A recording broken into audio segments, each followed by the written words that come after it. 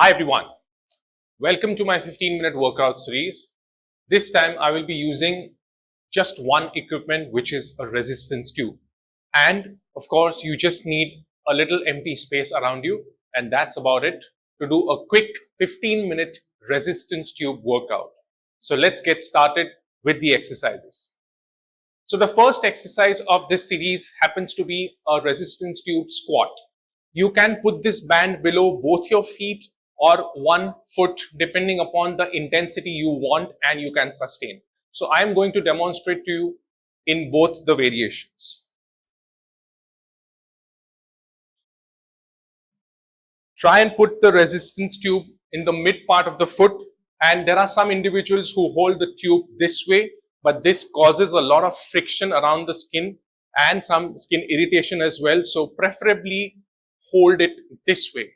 Try and keep your wrist neutral. Keep all your core activation points engaged in a standing position, and then you descend into a squat and come up. Make sure that your shoulders are in a static position. They are externally rotated. They are not moving up and down. And this is how you do a resistance tube squat. If you want to regress the intensity, you can put the band just around one leg and do that. Let's say if you're doing around 12 to 15 repetitions, you may want to keep changing the band on both the feet. This is how you do the resistance tube squats. My next exercise in this workout series happens to be a resistance tube upright row. Now this exercise is working the shoulders, the biceps to an extent, and also the forearms. So let's have a look at this particular exercise. As explained earlier, you can use both the feet or 1 foot depending upon the intensity. So I am demonstrating to you both the ways. First with both the feet. The best part about this tube is the more I spread the legs, the more I increase the resistance. So I keep my feet shoulder width apart. I let my palms face towards my thighs, and I pull it up to a point where my elbow comes in line with the shoulder. If you do this, this is not right. So please be careful of your shoulder being constantly rubbed against, the socket. The humerus is being rubbed against the socket, so that is not safe. So try and do the upright row only till this particular point where the elbow and the shoulder are in a straight line and maintaining all your core activation points.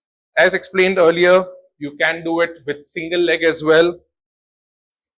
This is keeping the intensity low, and of course you can change in the next set. Maybe you can do it with the other leg or so. So this is how you do the resistance tube upright row. The next exercise is a resistance tube pelvic lifts.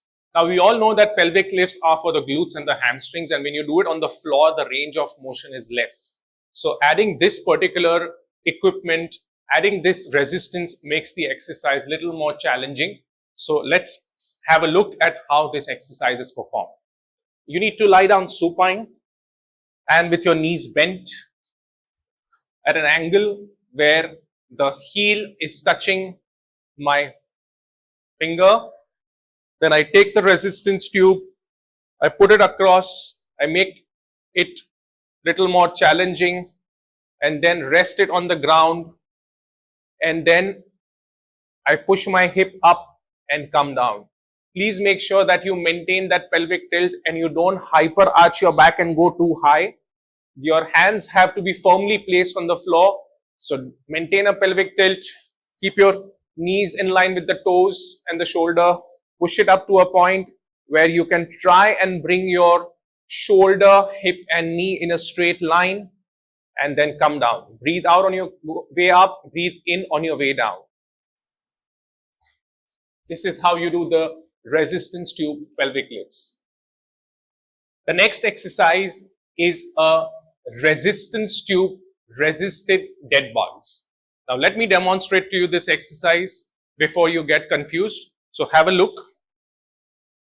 You might be familiar with a dead bug, which is you getting into a supine position, keeping your knees bent at 90-degree, hands in line with the shoulder, and you do either a contralateral movement or you do an ipsilateral movement.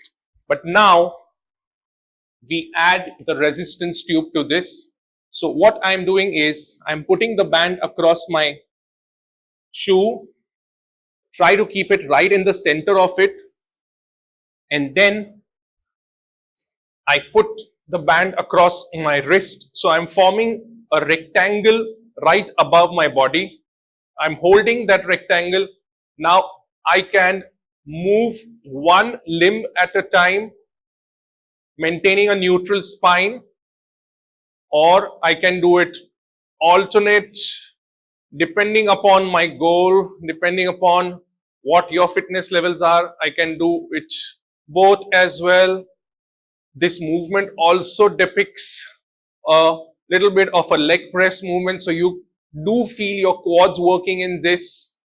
See to it that your lower back is neutral at all points of time. This is a very good core activating exercise. Please breathe out throughout the reps and keep your form perfect. This is how you do a resistance tube resisted dead bugs. So the last exercise of this workout series happens to be a shoulder press with a lunge. You can customize this particular exercise depending upon which body part you want to target more. Because when one is working, the other is stabilizing. Or when the other is working, the first one is stabilizing. So let me demonstrate to you both the versions of this exercise. Now, if I want to work the shoulders in a dynamic manner, my lower body will work as a stabilizing aspect and vice versa. So first one is where I am doing a static lunge. So the band is going to be on my front leg. The back leg needs to be straight as well. I'm here. I'm staying in a static lunge position and I can do a shoulder press. Now I will do a static shoulder press and do a dynamic lunge.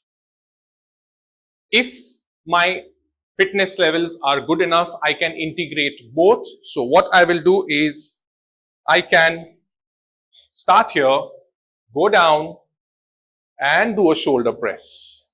If that is also not enough, you can do a reverse version of it. So whilst going down, I am doing a shoulder press. So depending upon your fitness levels, you can pick and choose which type of this version of this exercise you can go for. But please make sure here the body is completely involved, in the sense majority of the muscles are working, so your form and technique will be challenged a lot. So please be careful with respect to that.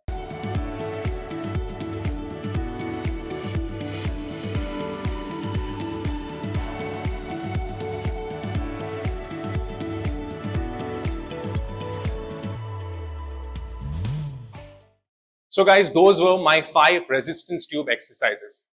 If you notice, I have made you do all these exercises without relying on any other external source. So I do have a railing here, but I didn't rely on that. I do have a squat rack where I can put the band across, and you see people using this particular tube.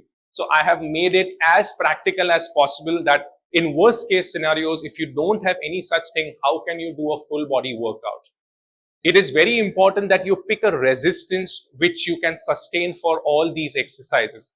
If you find a particular intensity easy, you might want to increase on the reps, or you might want to increase the distance.